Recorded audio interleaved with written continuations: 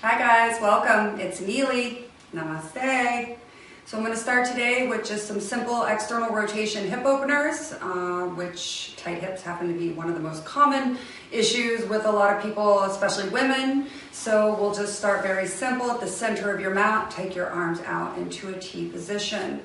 I try to start with my ankles under my wrist, and you can adjust from there. I've got my heels aligned on the back line of the mat, which just helps me set up my alignment a little bit easier. Okay, we'll start with the right side, being at the center mat. You'll take your right toes towards the top of your mat. Start with setting up your front heel with your back arch for foot alignment. Draw your knee right over that ankle, and eventually you want to try to get down into a 90-degree angle with that front right leg. Once you've done that, maybe lift the toes to fire the pose a little more, and you want a neutral pelvis throughout this. Warrior 2, 5 breaths, and breathe. Most important is the breath. Lift through the top of the head. Keep the neutral pelvis.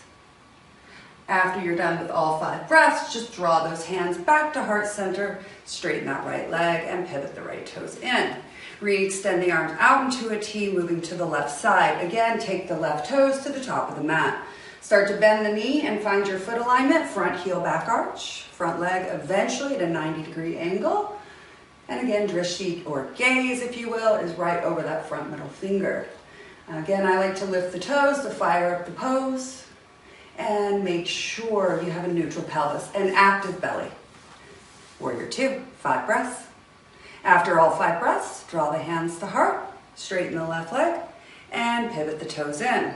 After Warrior 2 on both sides, we'll take Goddess. You can start again, knees over the ankles, belly active, neutral pelvis, long spine.